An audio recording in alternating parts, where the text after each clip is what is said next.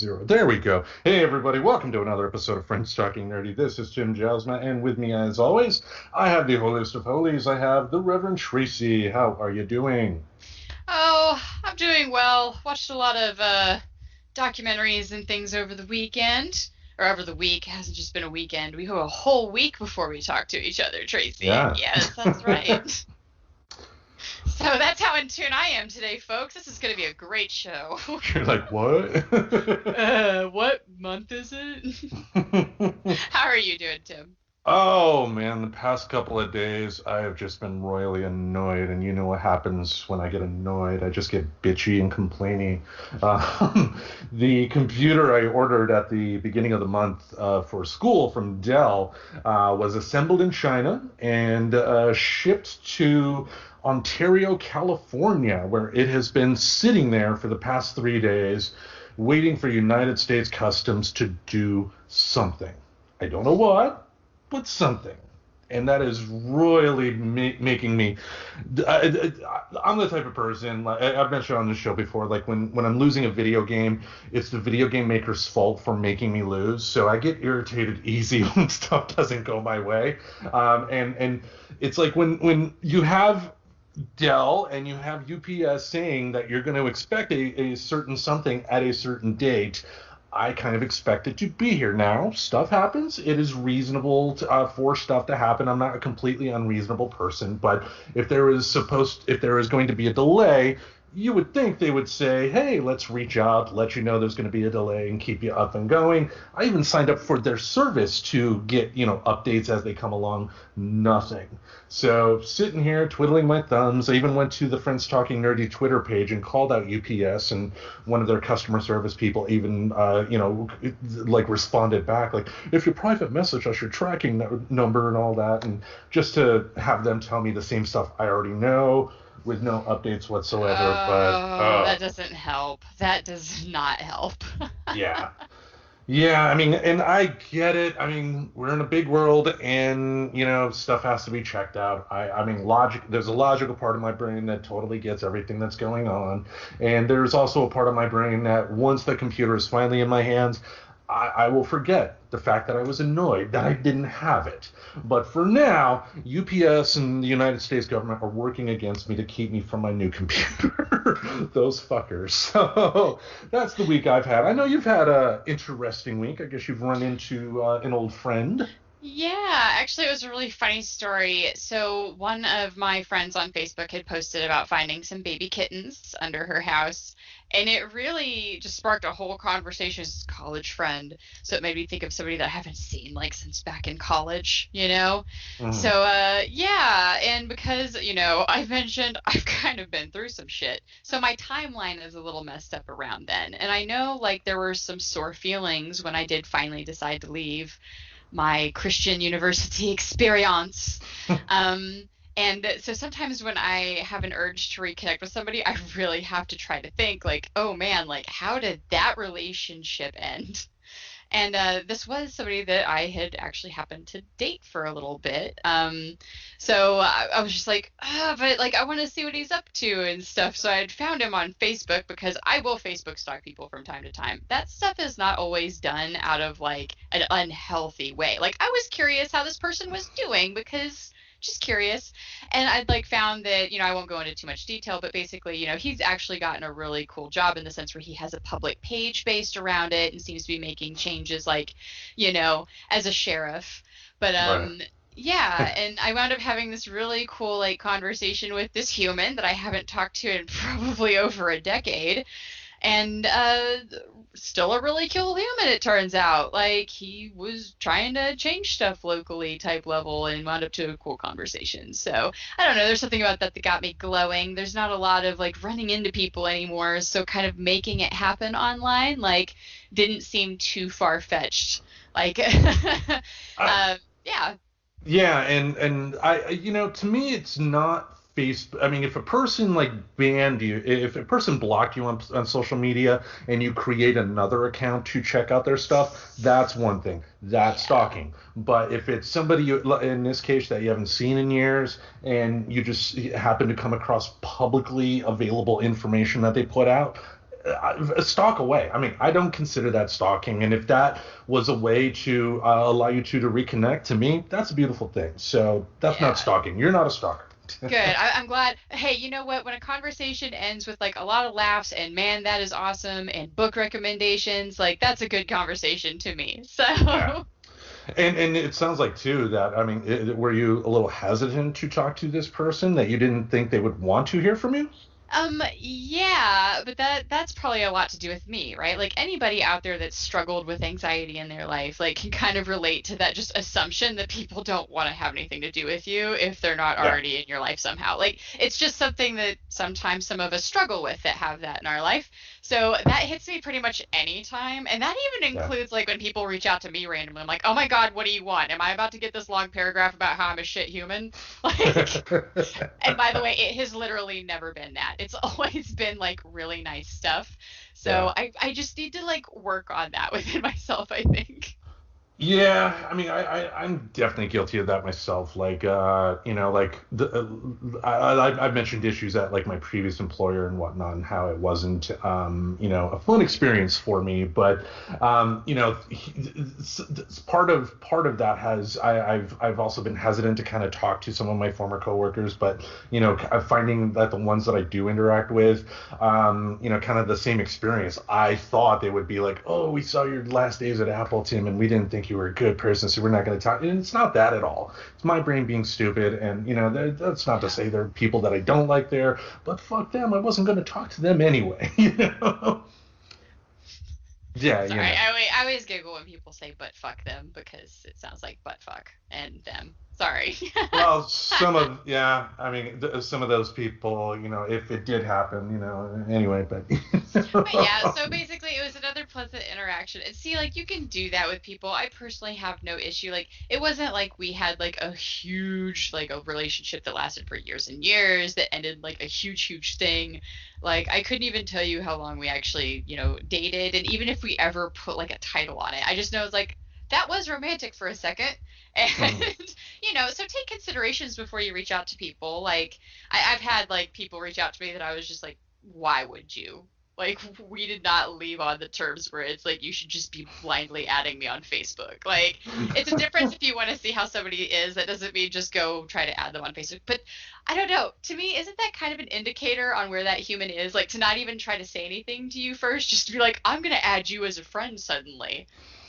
No. Yeah, because I mean, Facebook allows people via Facebook Messenger to have that conversation. So why not reach out via Facebook Messenger first, Oh, establish that yeah. contact? Because a personal social media account is going to be different from like the show, Yeah. like our show account, for instance. Like our show account, pretty much anybody and everybody that wants to follow us, I'm going to follow, because the bigger the Yeah. better. But And on a that's why I've person, got the Reverend Tracy too, by the way, because when I do get back, because I've got plans after I move. I am going to get back into some costume stuff and some content there, and I don't want like that to rely on my personal Facebook page because I post all sorts of shit on there, yeah. and I also don't want to be like, ooh, do I allow this person or do I not allow this person? Meanwhile, you can just go follow. You can follow that. That's the beauty of those pages, and anybody can set that up. Like you could totally just have a public page just because you want to as a human. Yeah, yeah, and uh, that is kind of the beauty of the time we're living in with the internet too. The fact that, I mean, like 10 years ago, we wouldn't have been able to really do something like this to the extent that we're doing, much less 20 years ago. So we do have a lot of great tools at our disposal that, with the right amount of luck, stuff could potentially happen. I mean, because all it takes is just the right set of eyes to view it. Like, why would Kevin Smith have a career if it wasn't for that one person that saw Clerks at that film festival? They put it in and says, this deserves a wider release. It was just Yes. luck. He put the work in, he put the work out there, and just happened to have that one person. And that, uh, yeah, I mean, there's a lot of bad about social media, and I've definitely complained about it on this show plenty of times before, and Yeah. as it, rightfully so, rightfully so. But social media on the other side too has made the world a lot smaller, and has Mhm. given people a lot more opportunities to create their own opportunities. I mean, think about how many people are making really good money just playing video games. Oh yeah, which just surprises me. I mean, that's not my thing that I would spend money on, but people do, and that's totally fine. And another beauty with social media is I still loved it best. They're one of my little hippie podcast people that I love to listen to that sets my mind straight in the world. Her name's Sahara Rose, and she had actually put it so eloquently that I'm not going to even try to claim that I am verbatim quoting her, but she Mhm. essentially gave this idea of how like the internet can be like just so shitty and bad, and it can be like the source of bullying and the source of like going on and getting yourself like worked up, or it can also be like the most blessed like kind of way to stay connected with people and this beautiful way of sharing art. So it's really just how you use it, and there's like settings out there. We could totally probably do a whole episode on like, hey, some ways that you can like fine tune your social media depending on like what's going on in your life, because like you can make decisions to block people like just because you've decided like maybe they just shouldn't see what's publicly on my Facebook, because if they are stalking it and they are getting some kind of opinion from me somewhere that makes no sense to me, I'm not gonna let my social media trigger somebody. Like essentially, does that make sense? Like I'm not gonna Yeah. enable somebody to go and get themselves worked up over something that literally has nothing to do with them. So. Yeah, and I think some of those topics we're actually going to be talking about later Oh yes, a with little our bit. main topic. Yeah, but yeah, that can definitely be something we talk about as well, because a lot of people's arguments about social media are kind of like the same arguments that people make about television. Like, why are they making all this quote unquote bad stuff on TV? Well, don't watch it. Turn it up. But it's TV. I want to watch it. No, you can put in the effort to watch shows that you think are good. Yes, It's or just turn them off halfway through, which is what happened with a little ditty that came out called Iron Mask. Have you, tell us about oh that. gosh, have you heard anything about it? I've definitely heard it because it stars Jackie Chan and Arnold Schwarzenegger, the first time they've done a movie together. And it was a Hong Kong based production. Jackie Chan's star in Hollywood essentially, like anybody's, dwindled down. Yeah. And part of that's age, part of that is just, when you got stuff like the Fast and Furious out, how can a 65-year-old guy, who Yeah. has done as much stunt work as Jackie Chan has done over the years kind of compete? You can't. So Yeah. he's gone back home to Hong Kong to do some work. So it's I haven't seen it, so obviously I cannot comment on its quality. I've seen some clips, and it's not a film made for an American audience. Let's put it that way. Because It yeah. absolutely is not. It was that's what got me. I had heard actually nothing about it. It was just Arnie and Jackie, and it was bad. Yeah. Like we actually turned it off about halfway through, and it was very choppy, like you would expect from a fully dubbed movie. And me with my hearing issues, it was also really messing with me from it to go back and forth from, Arnie's speaking English, pretty sure, because I'm reading the lips and it's matching with what he's saying, and then it not matching anymore in other scenes. And that was the parts where it got really awkward and clunky. I wanted to love it. I love a good, like, fantasy. I like the little monkey character that one of the characters was kicking it with. There's this dragon thing that comes up.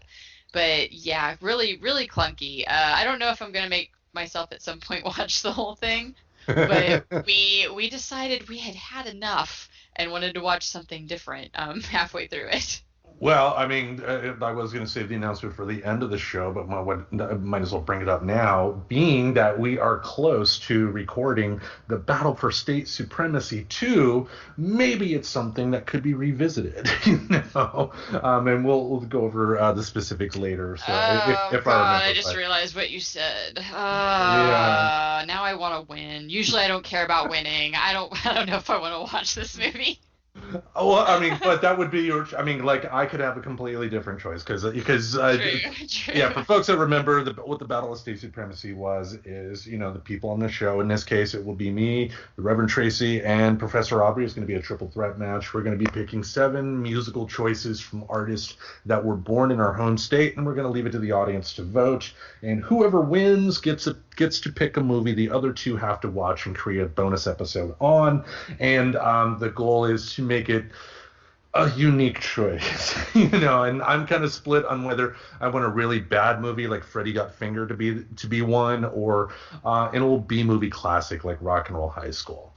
It has to be something unique, but that will definitely be fun. But there's a lot of good stuff that you can see on streaming. Today, the WWE Network is officially no more because the Peacock app, owned by NBCUniversal, essentially leased the content on the WWE Network, and it's now available on Peacock. Which, for the price, for what you get, I mean, you get the WWE content as well as being able to watch old episodes of The Office, new NBC shows and whatnot at the same cost as you had for the WWE Network, which was great. Another benefit, too, is that you're going to be paying Peacock and not the WWE, even though the WWE is technically getting money. If you have issues like myself with the WWE as a corporation, this is kind of a nice workaround where you can rationalize watching some of your old childhood favorites, like I will. But that's, it's wrestling. I love wrestling. But there's that.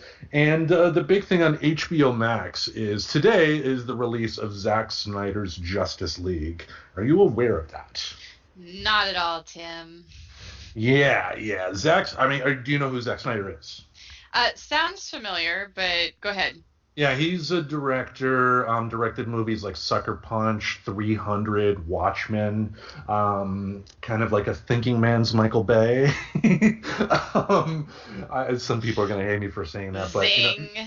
Yeah. He's visually as a director, he's great. It's just that Zack Snyder made a couple of movies in the DC universe, Man of Steel, Batman v Superman, and initially in 2017 he worked on a movie called Justice League that halfway through, the official story is he left because his daughter tragically committed suicide, and Joss Whedon came and took over the project. In subsequent years, we found out some things about that production, like Warner Brothers really made it impossible for a good movie to occur, because like any major corporation, they viewed this as a commodity and not like an artistic enterprise that needed to be properly nurtured. They wanted to make as much money as they could off of it, but then they brought in a guy who thought it was okay for Superman to like brutally snap somebody's neck in a movie. I mean, that's the thing about the Zack Snyder movies, Man of Steel, Batman v Superman, and now this one, which I saw a little bit of. It's just on the one hand, there are fans of his that are good people that have not issued death threats against people that don't like this movie, that have not been complete assholes, that are fans of his work, that saw that he got screwed by Warner Brothers, that are happy that he gets a chance to finally complete his vision. For those people, even though I'm not a fan of the movie, I recognize not everything is made for me. So for those people, they got the movie. That is a beautiful thing. And for Zack Snyder himself, being able to come back and finish things on his terms as someone who creates stuff myself, I applaud that. That's a good thing. On the other hand, there were some awful people that liked this movie as well. Like when we first met, I was writing for Latino Review Media, and within like a month after meeting, I stopped writing for them. One of the reasons why was because of the Justice League brouhaha, because when I had been tasked to write an article when Zack Snyder left and Joss Whedon took over, and people just started complaining and whatnot, and I got some death threats thrown my way by some of them. It wasn't, I didn't take anything serious. It was just people running their mouth. I mean, I don't think anybody was seriously going to do that, but it's you never know type of deal. So part of me I just want this movie to go away, because it's just like, again, I don't think IPs, I don't think these characters that were created for an audience of 10 to 12-year-olds should be in a hard R movie. I'm sorry. I think this is it was a wrong take. But again, like I said, not everything's made for me. For people that do like it, that's great. But the streaming wars are definitely picking up, and who knows? I mean, by this time next year, maybe we'll see some casualties. Maybe there will be a streaming service that is no more. Maybe we'll see more more situations like smaller streaming services like the WWE Network kind of getting leased out to bigger apps, which would make a lot more sense because as it stands, I think somebody there was an article recently, and I think anybody with common sense will probably agree that if you wanted to sign up for each and every app that has something you want on it that you would potentially watch, you're going to be paying more than you did for when you had cable. So there's going to be a point at some point within the next 5 years at least where there will be some contraction and everything will kind of work itself out. But some of the big players like Disney Plus, that's going to be around for years to come. I do think they need to. And I think once some of the contracts with Hulu, because the big sticking point why you don't have one big hub for all the Disney Plus things and why you have to have, like Hulu and Disney Plus and ESPN separately is because of the Hulu has some content from like other networks that Disney doesn't own, and they have to fulfill those contracts before they can kind of make it into one big app. But once they do that's definitely going to help. Being able to watch Family Guy or a Disney movie on one app without having to jump between the two would be nice. One thing I want to see, and I know you've been on the HBO Max app before, is do you have experience with the HBO Max app being shitty in terms of just deciding, I don't want to work right now, and then just crash on you? Well, I actually haven't used the HBO app in a really, really long time because Hmm. I've been watching things through Hulu, some of the stuff that's been on HBO, because they do have, I guess, some agreements there. So that's Right. how I've gotten to watch those things. But I can relate Okay. to an app not fucking working and it being the only way to watch something. Yeah. HBO Max, one on the good side, they got a lot of great content. As far as content goes, it's probably one of the best apps out there. Whether it's a TV show or a movie, you're gonna find something good. But I've tried the HBO Max app on numerous devices. I've tried it via downloading the app specifically for the Samsung TVs that Aubrey has. I've tried downloading it on the Roku devices that we have. I've tried watching it on their website, and for whatever reason, it still just wants to crash. They really need to fix that, especially like when you're like getting like 10 minutes into a show, you're really getting into it, and then it just decides to stop. Work on that. Work on that. Yeah. Yeah. Now, Youch. one thing I'm also that I've also kind of enjoyed watching on a streaming app, and one thing that we're only going to touch on very, very briefly this week because we did want to devote some dedicated time to it, was I did wrap up Allen V Farrow on HBO Max. Oof. Yeah, on the one hand, it is a compelling documentary. You will enjoy it. Having said that, you do have to look at this with a critical eye. I would encourage people to do that. If you are going, I don't think this is going to. It's not the type of documentary that I think is going to change people's minds, and I don't think it was intended to.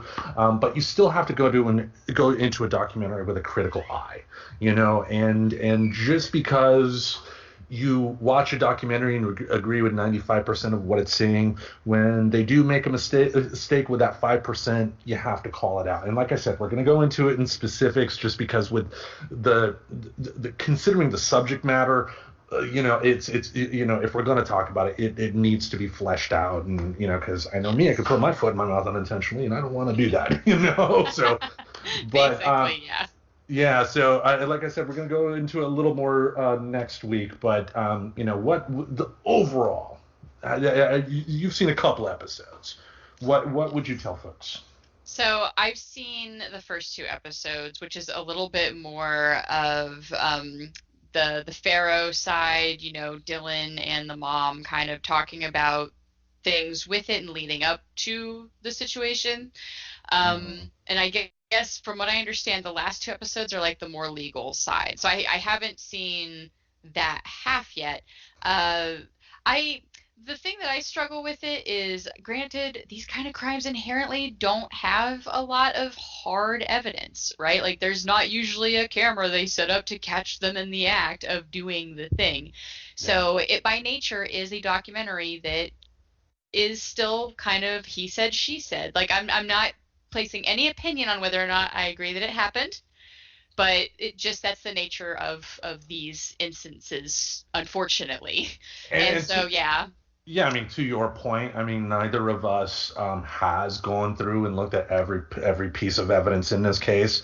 It's not like either we have the time or even the desire to do so. So, again, when we dive into it a little bit further next week, we'll take that for what you will, I guess. But Oh yeah. I mean, to preface, I was so unaware of this situation with Woody Allen. I knew of him dating the sister, the daughter or whatever, like that was Sumi, yeah. through. Yeah, I remember that, but that's because it was the butt of a bunch of jokes. So I actually would learned about this like through this documentary, which is what makes it kind of interesting for my perspective, I guess. Yeah. And for what it does well, I mean, I think the big thing that I really appreciated was talking about how we as a society have gone out of our way to protect people like a Woody Allen when we should be spending more time kind of hearing the story out, kind of like what I tried to talk about briefly last week with nostalgia. Just because Woody Allen gave a lot of people a lot of good happy feelings growing up, they're not willing to take the time to really think about what's going on here. They instantly think he can't do it because he made a movie. No, Yeah, that's there have that's been not some, a valid argument for somebody not doing something, but yeah. yeah, but I know we'll get into that a little bit more later. And I guess you had mentioned that the ending or how they wrapped it. Yeah, and again, we're gonna go into specifics Okay. next week, but what I will say is this: I did not like one part of the last episode because I feel the filmmakers were intellectually dishonest, especially because the one thing that they tried to imply a couple of episodes earlier, they had an answer to that was kind of contradictory to what they said. So I'll leave it at that. We'll go into it further. Oh. But yeah, but this is a good segue for our big topic overall this week in terms of trigger warnings. Yes. Yeah, we talked about kind of we've been on a little bit of a mental health kick, so why not kind of stick to that and really kind of the overall theme that I guess is underlying is it's all things that we can all kind of honestly work on, I think, if we look in the mirror. You know what I Agreed. mean? Agreed. So I think this is the last kind of really big one. So it's really going to feed in nicely when we start talking about Allen and Farrow next week, because I'm sure some of people's opinions might trigger other people. And it's kind of cool that we get to have this talk first. Yes. Um, A disclaimer. Disclaimer. Yeah. disclaimer.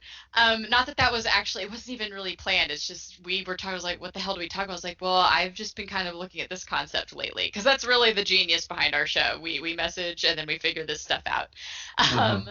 but yeah, just to kind of, I mean, diving into it, a lot of people hear the word trigger or triggers and immediately think like trauma and abuse, but really people can feel triggered about topics without there being any history of abuse around it. That is totally possible. Hmm. And there's a definition. I think I've already mentioned on here before. I frequent psychology today. There's some people that tend to come up, right? Like when you read like certain styles of articles, because of course they have all styles of articles too. They have some that are a little bit more digging, and the headlines are a little bit more jarring and to get your attention. But at the very least, I do understand that they've got some really good editorial guidelines and fact checking. So Right. but when I read more of the calm stuff, and so I really like this Mariana Plata, and she gives this definition for an emotional trigger is any topic that makes us feel uncomfortable. Hmm. And I love it for its simplicity because I think sometimes we get too into the weeds with trying to define terms and then it makes people feel like it doesn't apply to them. But like, hey, when you feel road rage, that is feeling triggered. When you get like that flustered and you're anxious and there's just this, that's also feeling triggered. When somebody brings up like an emotionally sensitive topic for you and you feel uncomfortable and don't want to talk, that's feeling triggered. And the So beauty, this, yeah, and the beauty of that definition too is that it does kind of it kind of envelops everything. It doesn't it doesn't dismiss the feelings of somebody that may be upset just simply because they have to ride across the Columbia River Bridge to Vancouver during rush hour. And if anybody in the Pacific Northwest has done that, you'd be yelling too. But yes. yeah. Yeah, so I really like her stuff. I do have her contently.com page that I will be sharing, or we can put it in something possibly. But either way, it'll at least be on our Facebook group, so you can look for it there. She calls herself the millennial psychologist, and I really dig her. If you look at like the names of her articles, you'll probably understand why I prefer her, given that I've kind of talked about, generally speaking, how I try to source my media for my brain. Right. But yeah, feeling triggered can look different for each person. But I liked that she had like a series of questions that could kind of help you discover what your emotional triggers are if you're interested in doing that. And some of these are really questions you can even ask in the moment as well as you try to calm yourself down for maybe not like blowing up at your friend. Like, so some of the examples and the questions she, gave was like, if a close friend or relative shares something like exciting news about themselves, you're happy for them, but you still feel envious. That's still in a way feeling triggered. Because you can ask yourself, what is it about the news? Is it a job promotion? Like while you've been trying to desperately find work for months? Well, hey, guess what? I'm sorry. I don't think you're a shitty person for feeling triggered.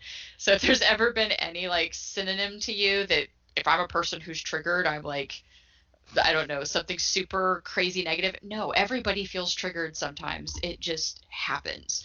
Yeah. Yeah, so it can even be like topics of like, hey, they just found out they're pregnant and like you have been trying for a while. Like, yeah, it's understandable, right? But it's kind of important to know like why you feel the way you feel instead of just blowing up at your friend and telling them to shut up and stop talking about it. Like, I think we can agree that some processing can be in order. Yeah, I mean, especially too with stuff like work, for example. I mean that if you see like a fellow coworker that you feel is not a good employee, but they happen to get a promotion over you, that's triggered me before.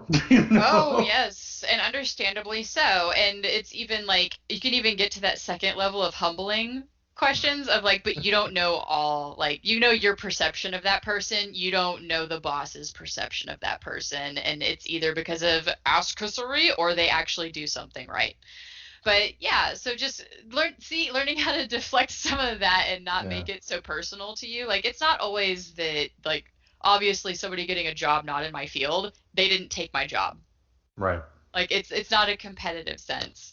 Um, Another good one, you notice there's someone you follow on social media that you just their posts get you. And part of that is asking yourself, okay, well, why do their posts get you?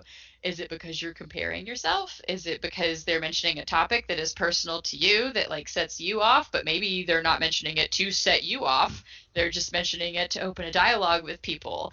And so maybe the first response isn't to go on there and call them a fucking idiot for sharing an article. And I share this because Yeah. this is honestly stuff that I have seen my friends do to each other. And I'm like, my God, why are you friends with that person?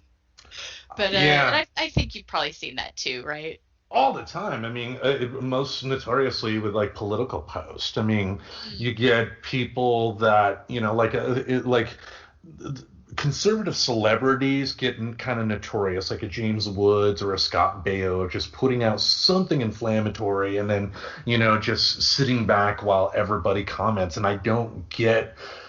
To me, the problem isn't them expressing, their silly opinion because whether I like it or not, everybody has a right to express themselves. Nobody's getting Yeah. arrested for it. But the problem for me is people that get upset and want to respond back. Do you think Scott Baio really gives a fuck what some stranger in Portland, Oregon says about him? No. Why should Yeah. he? Yeah. Even though I think his political opinions are foolish to put it mildly, he's a person. He can do whatever he wants. But yeah, I like for me, especially during like election times, for instance, I will Hmm. tend to go on Twitter myself and go in like some of the settings and kind of mute certain words so I don't have to have constant things pop up in my timeline about things that I want to talk about. Like I was still able to get some news in regards to the previous occupant of the White House, but I block their name. I don't want to see them. I don't want to I want to pretend as much as possible that that person didn't exist, because that was triggering. Just seeing all that he got away with, and nobody doing anything about it, and made me upset. But Yeah, and that goes really well into the next point that I had is like, many people seem to be, well, I mean, God, most humans are instinctually driven to self-preservation. Hmm. And so because of that fact, when brain sees thing and brain goes, this bad because it bad, of course, sometimes you can react in ways that says, this doesn't need to be around me. And that can look like a lot of things. It's totally reasonable sometimes to work your life to avoid your triggers. Like Yeah. in your example, you cannot follow those pages. You can not put that comment about them because you realize when you have this aggressive, this is a shitty blah, blah, blah, and then you get into an argument that lasts a day and a half with about 20 different people telling you you're an asshole. Like, I don't see like the benefit in that. So yeah, if I see posts from people and it makes me want to like put something like that, of course I'm not going to follow them anymore because I'd rather just not have the temptation Yeah. of leading myself to this situation where there's like an argument that lasts for 2 days. I And love not being that person anymore. Just going to shout it out there that I used to do that shit and I don't anymore. same here. I mean, it's like the example I brought up earlier, the Zack Snyder Justice League. I mean, there are people on both sides on Twitter that, I mean, you got fans that will rip into non-fans of that movie, and you got people that hate that movie that are ripping into people that do like it. And it just, why do all that arguing over a comic book movie? One. Two, it's like, it's not logical. I don't get this why argue with a complete stranger because they don't like a different movie. It's just people want this argument. People thrive on it for whatever reason. Exactly. But a lot of triggers and stuff like that, like conversations or posts or whatever, like can't really, in my opinion, be reasonably avoided, at least not unless you just want to cut off half of your friends and have a very small circle. Right. Like the friend, there's the innocent one too. It goes back to the person about their job. And if you find they're constantly posting about their job, guess what? There's a really cool setting that's just unfollow. And it doesn't like tell them or anything. You can just unfollow them for a little bit. It's cool. You don't Yeah. have to tell them. Oh my God, I did make that mistake once. I told this person, and granted, we were having a fight at the time, so that probably wasn't the best time to tell her. I wasn't reading your shit anyway, so I don't care. But that's not how I said it at all. I had told this person that I had put them on my restricted list so that they wouldn't show up in my feed, and Okay. they totally blew the fuck up about it. I'm like, okay, well, this friendship probably isn't going to last past this conversation. Like in my head, Oh, I God. had to say that to her. Like Yeah. it was just like, wow. But yeah, like so basically, just do it. Like don't announce it to the world. Don't announce it to the person. Don't necessarily want to tell. Like you've got your own people, know how they're going to handle it. Yeah. But and really, you won't until you like actually say anything. Because I know I wasn't expecting to get my ass chewed out for like saying I needed a break from your passive aggressive posts. I'm sorry. Like, Yeah. oh gosh. So yeah, we've all experienced that. Now, I really liked kind of there was a third question that I think I missed, but it kind of got brought up in kind of just talking about some of the other examples is like kind of understanding the topics that do trigger you. And I actually had one of those kind of recently come to me because every time I would talk to my darling partner about a certain topic, I realized I would just turn into kind of a manicky almost. Yeah. And a lot of it was being triggered. It's kind of can't help that it's funny that it's triggered, but all the posts about they're going to take my guns.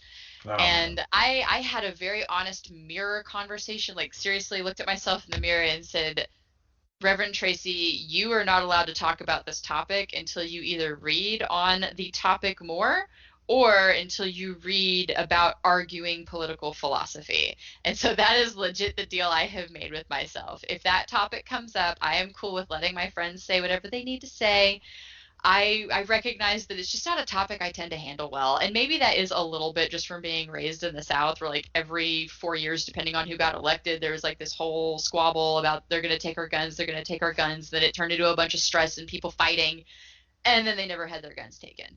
Yeah. So it's just a topic that just it nags me when I hear it, and it's just funny because I could feel it. Like it took getting into a fight with somebody that I'm like, why am I fighting with this person about this? For me to realize how worked up I got about that topic. And just to go, okay, cool. See, Because that's the other way to respond, is you can choose, like, hey, I know this topic bothers me, so when I hear it, I'm just going to be mentally prepared that this is just a listening time and not a me expressing my opinion time, and let my friend vent about whatever's bugging them. I don't need to correct anybody in the world.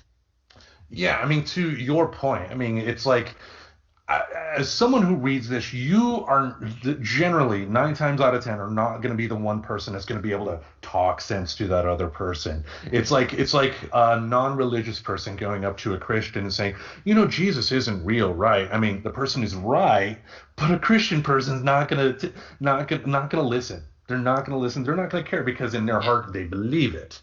And it's like, but on the flip side, you're also not ignoring that problem. I mean, you have very specific ideas on guns and all that stuff, and I'm sure you vote accordingly. So it's like you still keep up on that topic and you have beliefs on it and you vote accordingly, but you also realize that just blindly talking about it with not only just your friends but even an occasional stranger on Twitter would be pointless, because that's what I found too myself when it comes to political problems, because political issues, because it's like, I know I'm right on the stuff I believe in, but I also have to admit, would I be able to go on, like, meet the press and be able to competently talk about it? Of course not. And what average person really would? What average person, like when it comes to like environmental issues, study up on absolutely everything and just know everything? Who really has the time for that? Not many people do. And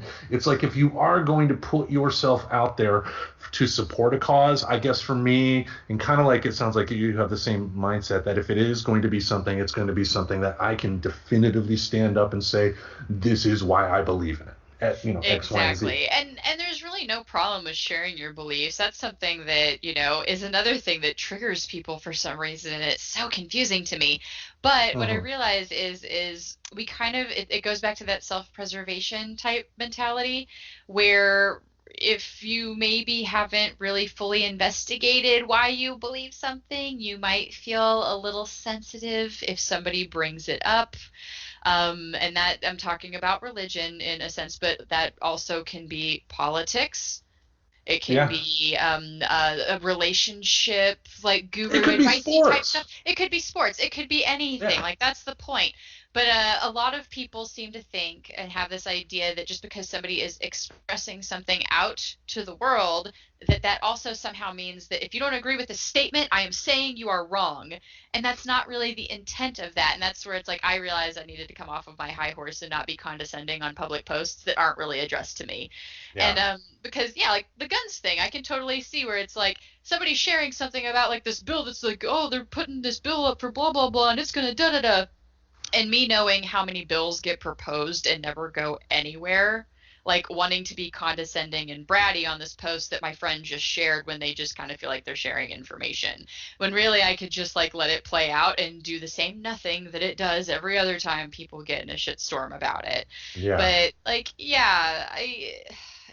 Well, So I'm going to add on there too, because I mean, I was talking to the professor kind of along the same subject, and I think of one person, Ted Nugent.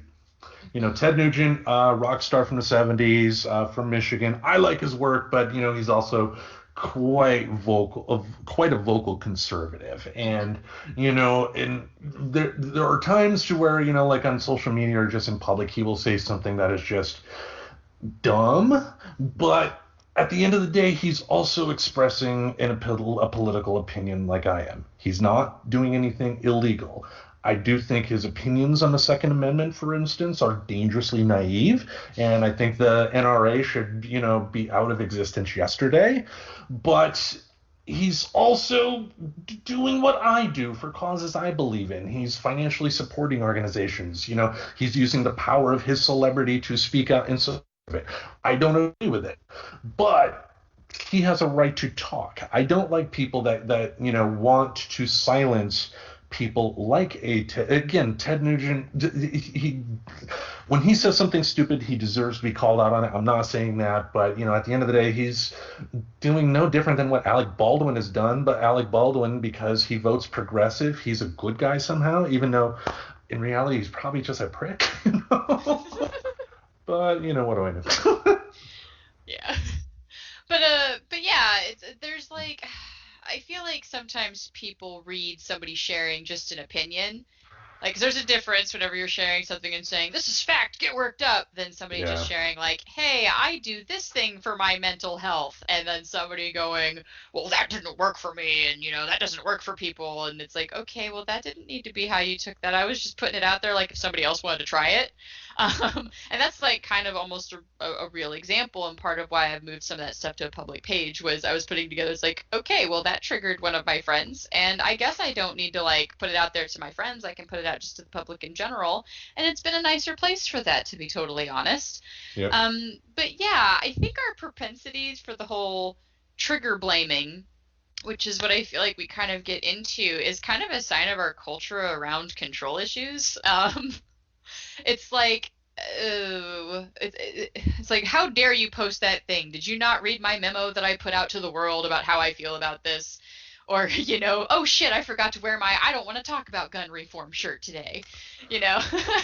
But that's just selfishness too, because It like is.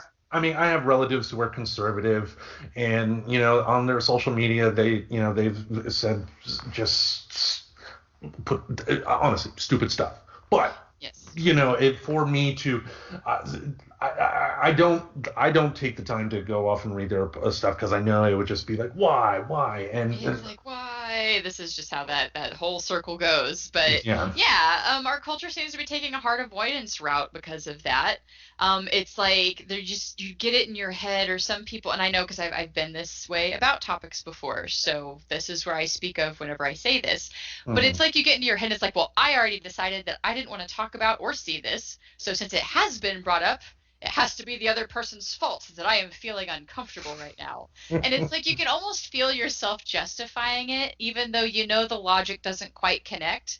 Right. That either this person is so wrong and needs to be corrected, or it's really just kind of that bubbling up of something that you just kind of decided your decision on, and you were open to hearing another opinion, even though it wasn't anything you were tagged in, it just happened to come across your face. Yeah. So Yeah. that to me is kind of a trigger moment. Like, right, like they didn't even come out to talk to you. You just legit got triggered by just your media feed.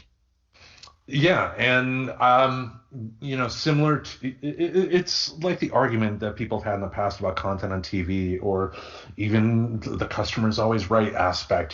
Just people don't feel they don't understand that the world has people in it, and that people are going to have contrary opinions at times, and they have this unrealistic opinion that they're going to be able to silence everybody who they happen to disagree with. Now, if we were talking about like a celebrity going on and saying, hey, I am a supporter of NAMBLA now, here is their address, go support, that's one thing. That's the time to where that person should have the law visit them and whatnot. But if we're talking about someone like a Ted Nugent or a Kelsey Grammer or a Dean Cain, a conservative person came out and says, I enjoy the show on Fox News, I think they're dumb for watching that channel. But what does it really benefit me to say anything to them? Because again, why should they care anything about what I say? I don't know them. They shouldn't care about what I say. It's just people need to mind their own business a lot. Yeah, like I don't think they're looking for validation from you. No. I don't. And that's a good thing. Like they shouldn't really. Like if you go and read like any of the mental health stuff where it's like, don't let your validation rely on other people. And it's like, yeah, don't. And also just assume that people who are successful probably successful for a reason, and they're not staying up at night like worried about some post that you had an argument for 2 days with somebody on something they shared and got reshared by about 100 other people. Yeah. So Yeah. they probably aren't going to see your comment. It just, I don't understand spending that time on it. And like I said, I have been stuck in that world before. I don't understand it in hindsight either. Yeah. But yeah, but so some of that control issue that I was talking about with that was it gets even more interesting when a lot of people happen to agree on the same thing. So when a lot of people feel triggered by the same thing, it gives an urgency to control even more of that power, right? And that's where I think we get into, let's see, it's kind of it's a little bit of a blessing and a curse in a sense, because I do fully support like education, free speech, marches, and awareness campaigns. But what I don't support is like kind of going around our cancel culture. Like this person did a thing and we need to like torch everything they've ever touched or done. When they've made somebody feel triggered, right? Yeah. Like we can even go into kind of when we early unpacked Gina Carrera. Like, to me, the first offense there with the bebop boop might not have necessarily been anything, but because people felt triggered about that. You know, she didn't follow that with a middle finger to the trans community or anything. It was just initially, it was the beep bop boop. Yep. And there was enough people that look what that turned into. That could have been just something that never turned into anything. And I'm not saying it was bad, by the way. I don't really work in that all good and all bad world anyway. I'm not saying shame on those people for making a thing out of it. Hell no. It turns out it kind of like brought some stuff out, and I'm like kind of cool with her not being on that show anymore. But we don't really know how that would have played out had that group not come together, because so many people felt passionately about it that it did get enough attention to get talked about. So it did, in effect, affect things. And in the Carano instance, especially starting off with the beep bop, what boop or whatever she put on there, if anything, that would have been a perfect time for a learning experience. It sounds like she made.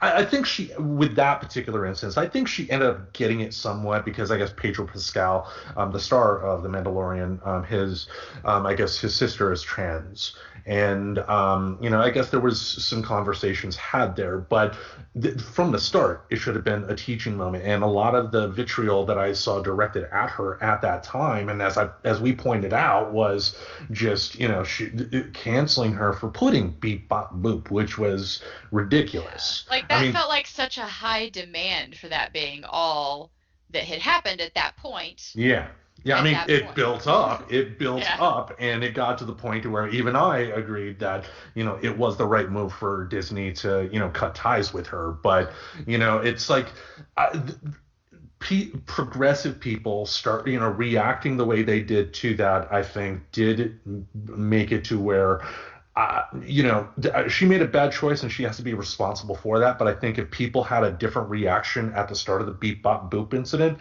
I don't think it would have gotten that far, in my opinion. Same. Yeah. Either by working on the, well, okay, let's unpack this. What was actually said? Beep bop boop. All right. Well, she also works with like robots in her show, and what I mean. I'm not saying make excuses for people. I'm just saying like there could have been other ways to unpack that. Yeah, you don't have to assume that she's like a card-carrying, anti-trans bigot, just because she had that. Now, again, other things have come along, but even then, with the other stuff that she's done, there's still a chance for this to be a learning process for her. And me personally, I hope she takes that. It's just again, when you have that initial vitriol from people that wanted to instantly cancel her out of existence at the start, I can kind of understand where she'd be like, well, fuck you guys. Yeah, that seemed like a little bit much. And I like I said, I agree with you. I think that could have easily been like an educational moment. It could have been it could have just been, if some people had unpacked it and not been so fire about it, maybe it could have turned into an educational moment. But, exactly. And it's hard to use that as an example because, we were right about her in the end. But we've also seen it play out where it's been totally wrong. You look at like some of the documentaries like the Cecil Hotel. And by the way, spoiler alert here for just a second. So anybody who is looking forward to watching the Cecil Hotel, just so you know, for a little bit. But anyway, there's this guy that they just get really on about, and they are convinced that he killed this girl, right? So you have all of the internet going after this dude, who it turns out was there an entire year before she was there. And he actually came out and spoke out on this interview on what that was like. He couldn't provide enough amount of proof. Like, they were just on him.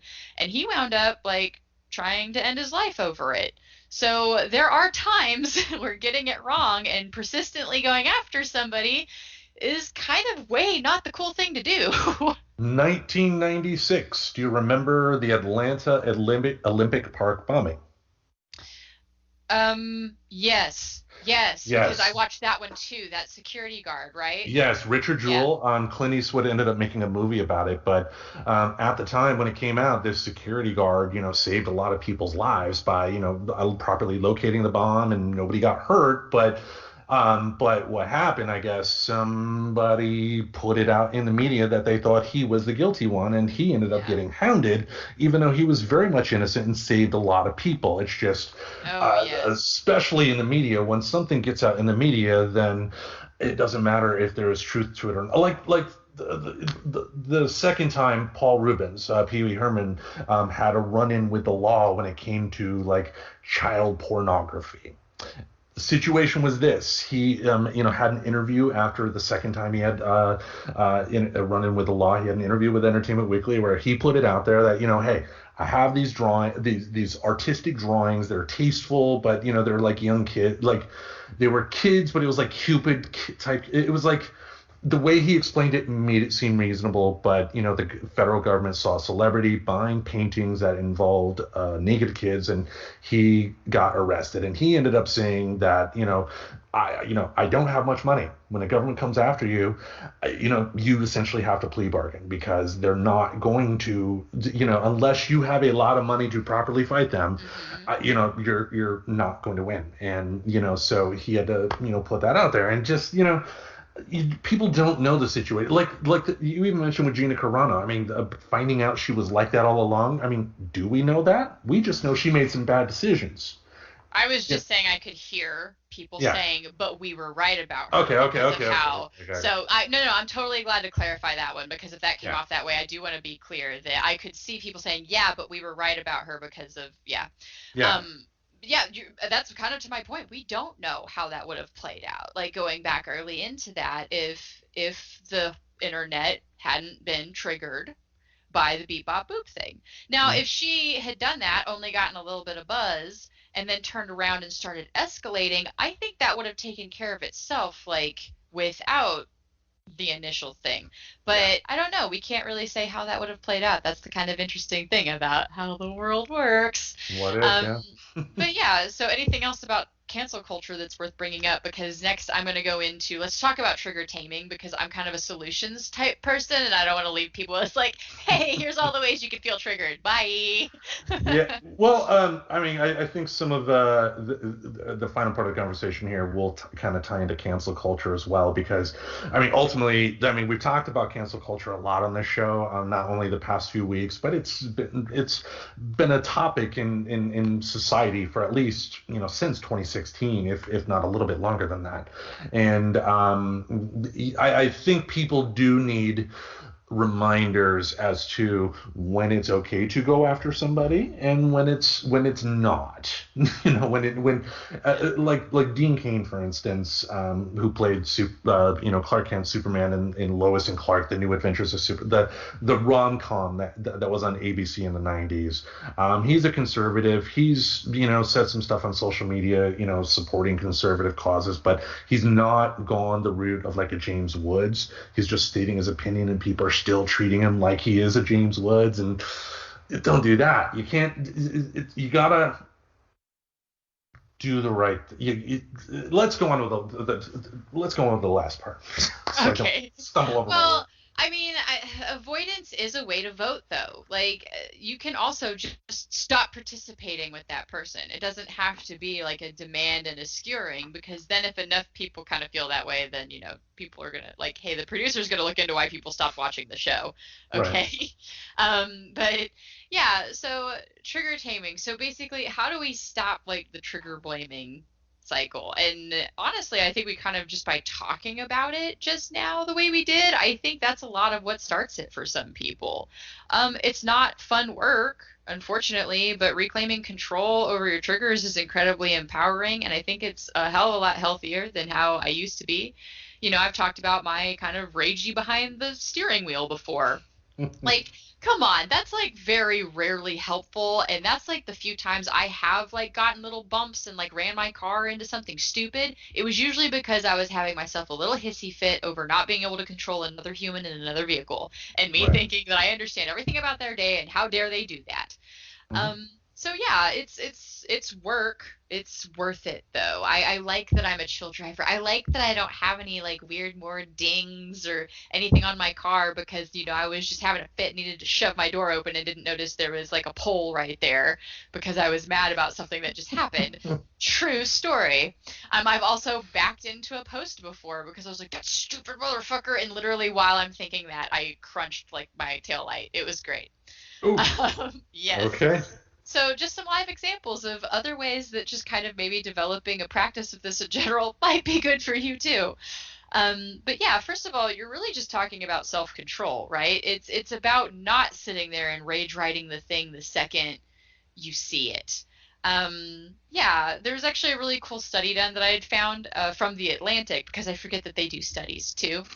And they had kind of wound up confirming that people who have higher self-control tend to be happier in life overall than those with poor impulse control. And I'm sure we can all think of those times where we've like succumbed to an impulse and like wished you were able to unsay or unsend. And sometimes, fortunately, you can unsend and you can delete, but you can't always unsay. So when we're in this reaction where we're giving ourselves permission to do it so much on the internet, personally, I just feel it's giving us that loose lipness too, because we're used to being able to delete it or maybe unsending it.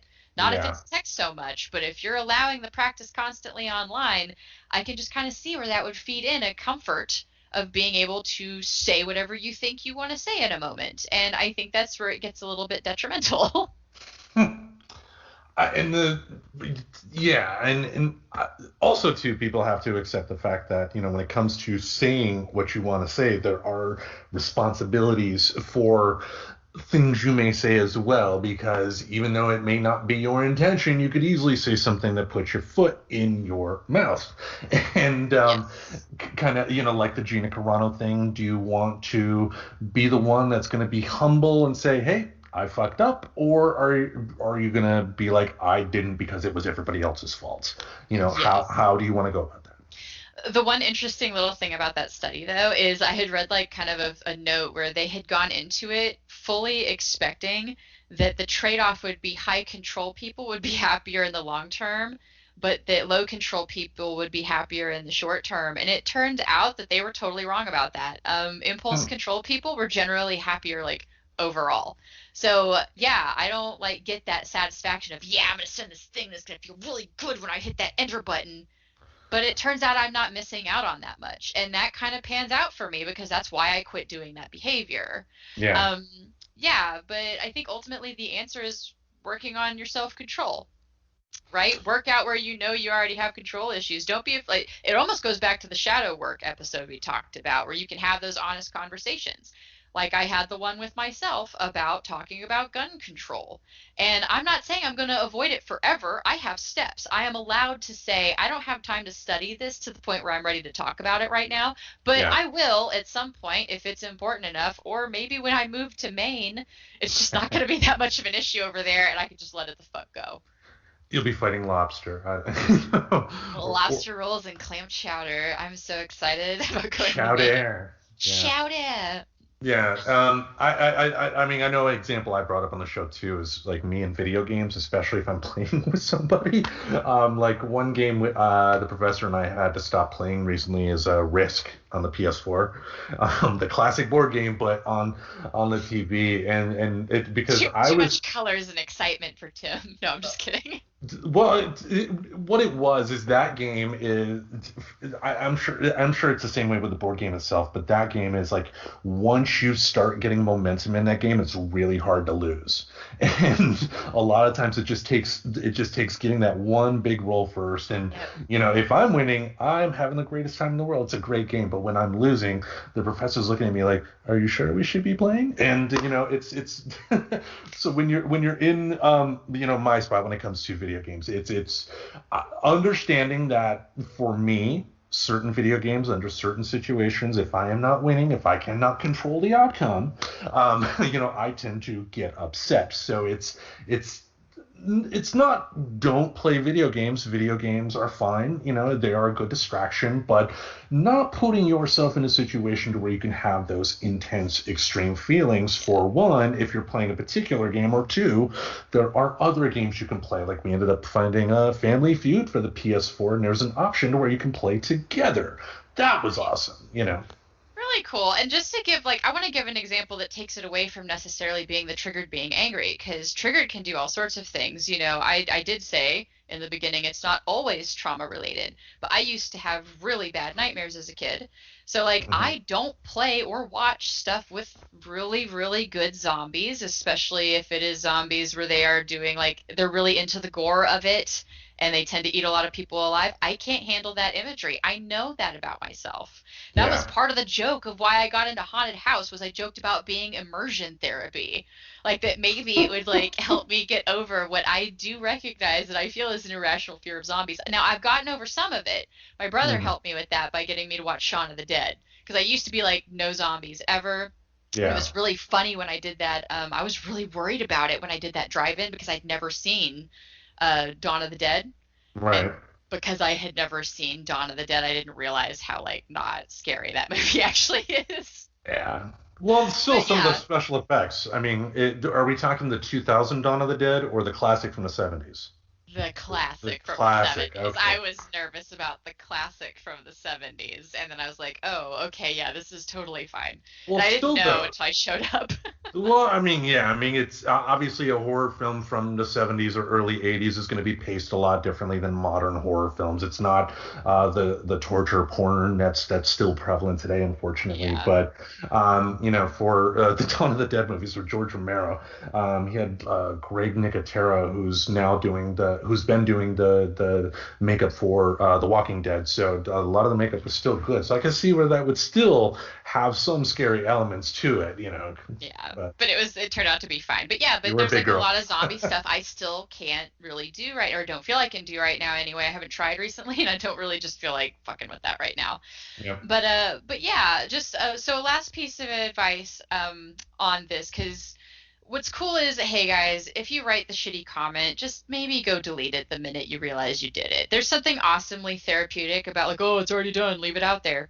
No, there is something actually to, like, going and being able to undo, unsend, delete.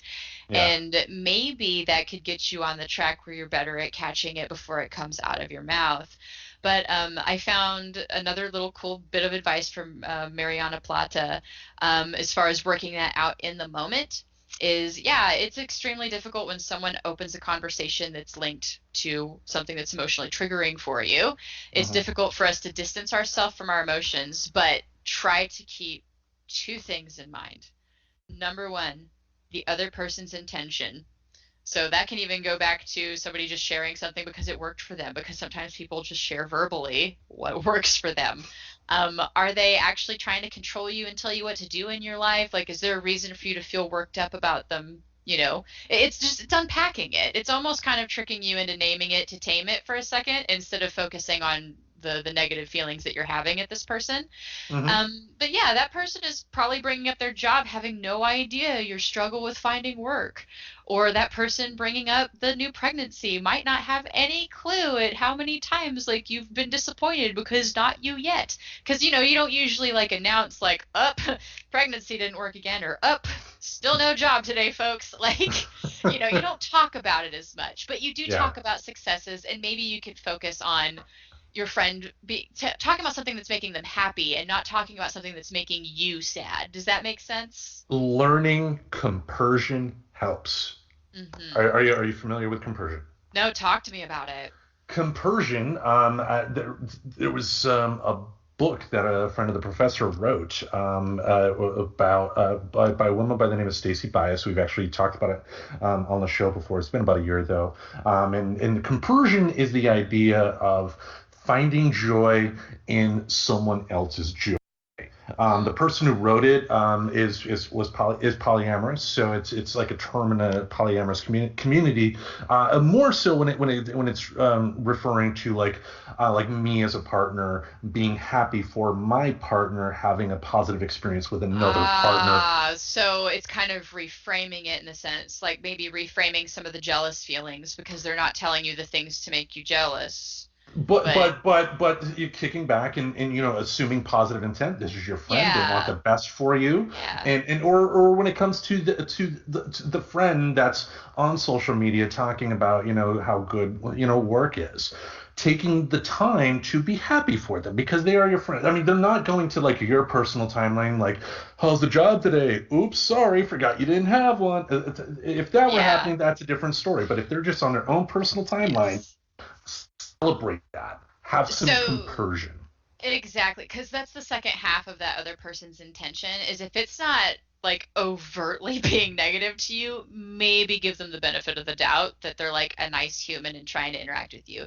It's my silly Yeah. opinion, like most people are actually just like trying their best with the information they've had up to that point in their life. So if that opinion and mentality helps anybody, please feel free to steal it, borrow it, rent it out to your friends. Like most people really are just trying their best with everything they've gotten.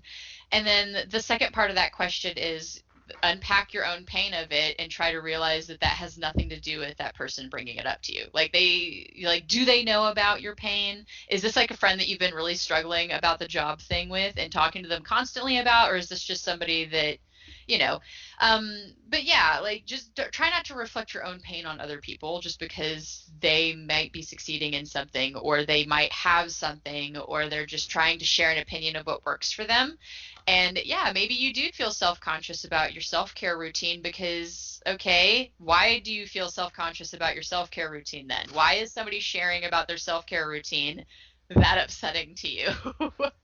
Yeah, yeah, and yeah, just that's part of it too. Just being able to be open to self-critique, which is easier said than done a lot of times. I mean, because you can only view life based on what's coming out of the peepers in your head, and sometimes it's taking the time to sit back and get some clarification from the person in question. I mean, if you just have to sit back and ask a simple question, why are you bringing this up, and have it, don't assume, you just don't assume the worst in people. I mean, life's too short enough as it is. If you got friends and do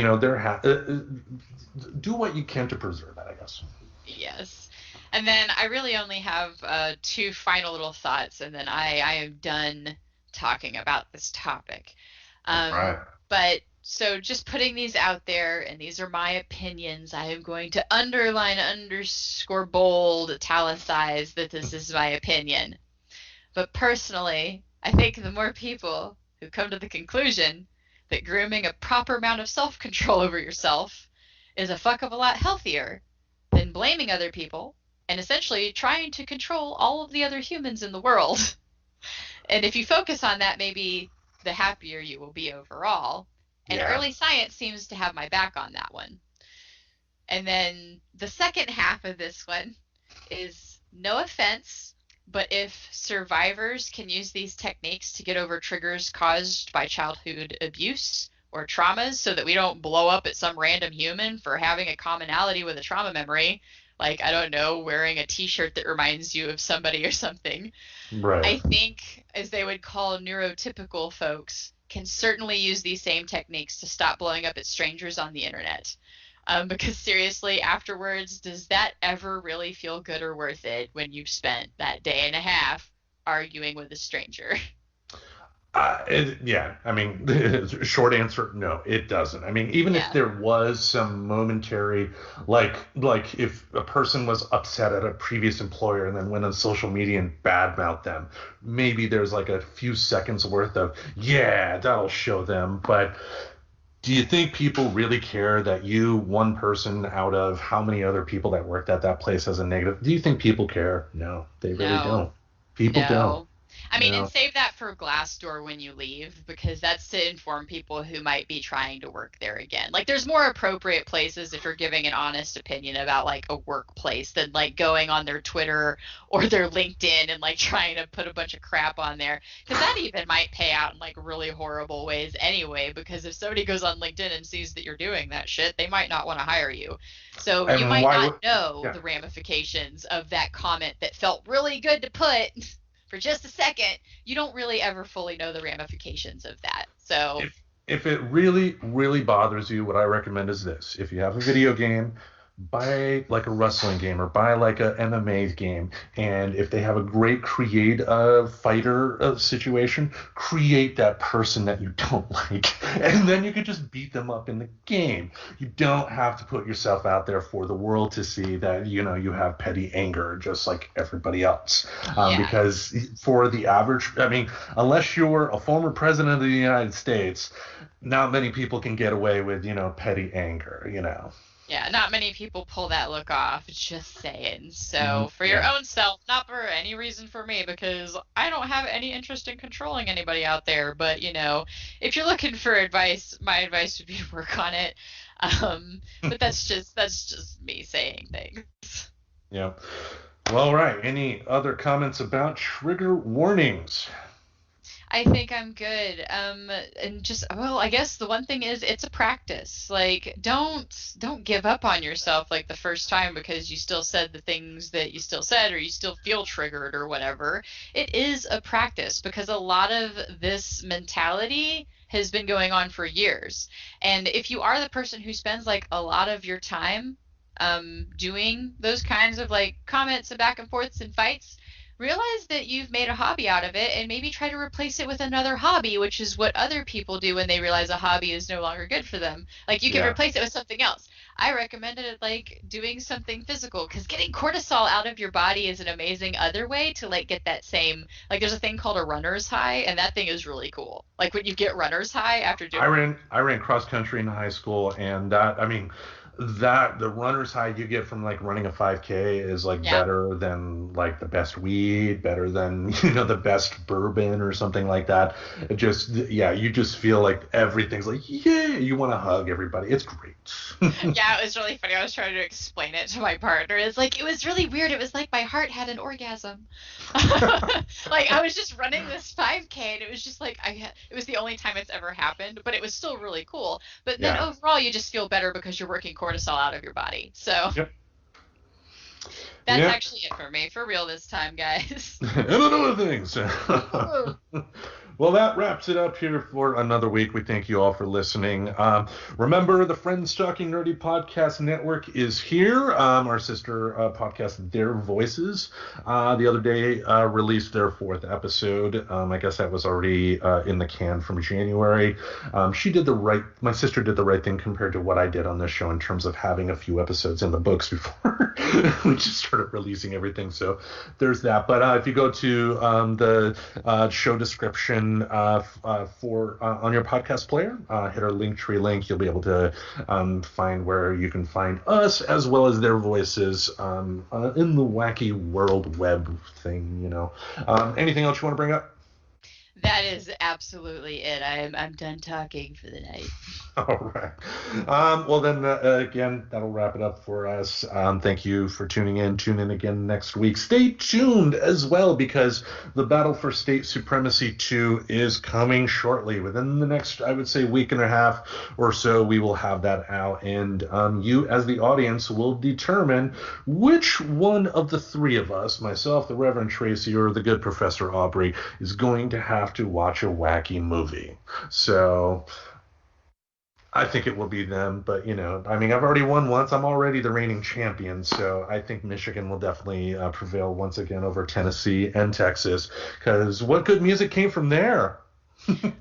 Well, a lot from Texas because Texas is kind of big. And so Yeah. if we're playing these rules like loose and fast, like any one of the band members can be from Texas, I can literally pick almost fucking anybody. Yeah, yeah.